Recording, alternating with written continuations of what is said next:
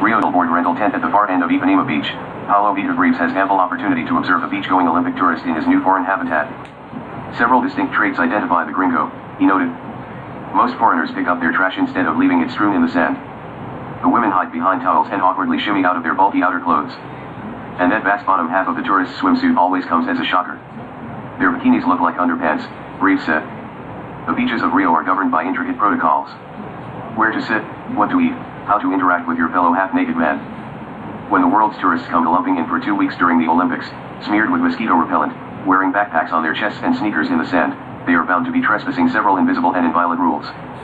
So let us stop pretending that we care so much about archery and dressage and take a stroll down Ipanema. We, of course, see the Brazilians, with their floss-sized bikinis and snug sunga shorts, but how do they see us? They drink.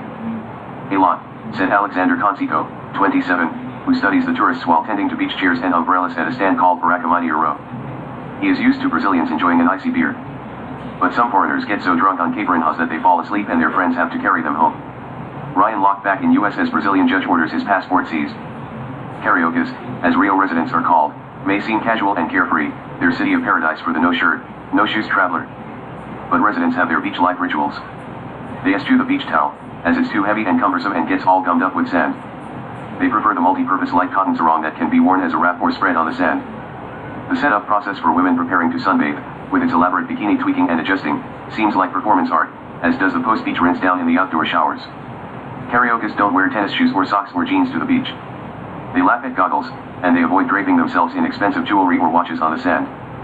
They also respect the power of the South American sun, applying regular sunblock, and leave the farmer tents to the tourists. We can see the gringo from far away. Far away, said Natalie Gama, a 24-year-old student laying next to a friend. She motioned to a blonde woman sitting next to them wearing a rather unsubtle green and yellow Brazilian flag bikini. Of course she's not Brazilian, Gama said. The Olympic city, sights and sounds of Rio. Rio residents can often be spotted with their beach chairs moving like sundials, slowly rotating throughout the day to catch direct rays. Gringos always sit facing the ocean, said Adriana Silva, 47, her back to the sea. She and her husband, Marcelo Fischel, live just off the beach and come to the sand almost every day, sitting in the same spot, attended by the same coconut vendor. They generally enjoy the presence of tourists, with certain caveats. They bring cameras all the time, she said. We just feel sorry for them when they lose their cameras and their cellular phones. Brazilians often keep their beach possessions simple: water, sunscreen, sunglasses, cell phone, some money, and the sarong, called a kanga. When the tourists lumber in with a camping backpack or, it goes without saying, a fanny pack, they've been marked. Leaving those possessions unattended while one goes swimming is downright alarming to the locals. I was freaking out, said Juliana Gravina, 25, a law student, as she recalled watching a group of foreigners leave a backpack on the beach and walk to the water's edge to try Altinha, the Brazilian game of juggling a soccer ball. I went over there to tell them, come on, it's not safe. Pay attention to your stuff. Theft has always been a concern here and has caused lots of problems throughout the games. 2 Australian rowing coaches were mugged at knife point as they walked on Ipanema. There have been reports of thieves impersonating the vendors who sell sweet tea or sunglasses or fried cheese, distracting a beachgoer while a partner moves in for the theft. Unlike the sun-worshipping foreigners, wild and supine, Brazilians tend to be up and about, engaged in all manner of athletics. They play at least 3 different versions of volleyball and dabble at soccer, surfing, boogie boarding, body surfing, skim and paddleboarding, and something called fresco ball, which is another paddleball variant. It's a characteristic of the beach to stay on your feet talking, not laying down and sunbathing like the Europeans, said Laura Perez, 51, a social science professor at Universidade Estácio de SA in Rio. People on the beach are on their feet, drinking a cold beer, conversing and eating a Globo biscuit. The aforementioned Globo biscuit was profiled in the New York Times last week, its distinctive flavorlessness compared with an oversized funyun minus the onion, or what you would get if you ordered a cheese doodle, hold the cheese.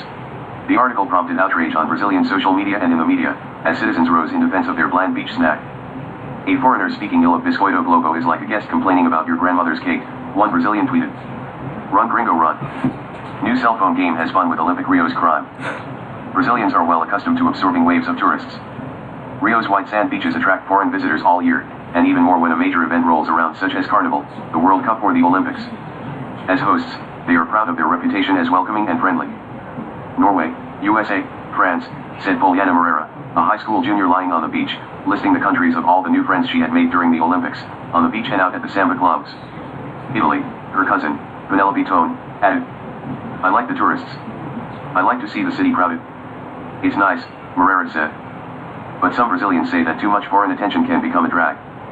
In nothing but Ray-Bans and his Calvin Klein Sunga, Raul Vinicius, 25, was surveying the scene on Ipanema near Farm do Mojito Street, considered a gay-friendly part of the beach, with rainbow flags rippling in the wind.